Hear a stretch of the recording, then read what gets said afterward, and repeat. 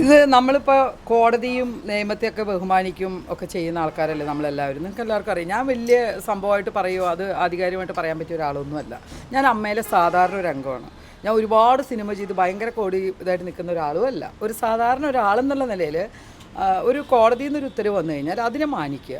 അപ്പോൾ അവർക്ക് ഭരിക്കാം എന്ന് കോടതി പറഞ്ഞിട്ടുണ്ടെങ്കിൽ നമ്മൾ അതിനൊപ്പം നിൽക്കണം, അത്രയേ ഉള്ളൂ. അല്ലാതെ അതിനെതിരെ ഇനിയും ഓരോ പ്രശ്നങ്ങൾ ഉണ്ടാക്കി സംസാരിച്ച് ഒരു അമ്മ എന്ന് പറയുന്ന സംഘടനയുടെ പേര് കളയാൻ ഇനി ആരും ശ്രമിക്കാതിരിക്കുക.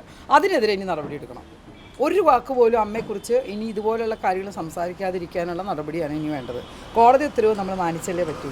അപ്പോൾ ഈ പറഞ്ഞ പോലെ ഞാനാണെങ്കിൽ പോലും ഇന്നിപ്പോൾ ഇത്രയും നിങ്ങൾ പറഞ്ഞുകൊണ്ട് ജസ്റ്റ് ഇതിനെക്കുറിച്ച് സങ്കടം വന്നിട്ട് വന്ന് നിന്നതാണ്. വേറെ എപ്പോഴും ഞാൻ പറയുന്ന പോലെ തന്നെ അമ്മയെ ആശ്രയിച്ച് ഈ 5000 രൂപയും ഈ മരുന്നുകളും മേടിച്ച് 10-200 പേര് ഒന്നും സംസാരിക്കാൻ പറ്റാതെ അമ്മയ്ക്കകത്തിരിക്കുന്ന കാഴ്ച കണ്ട ആളാണ് ഞാൻ.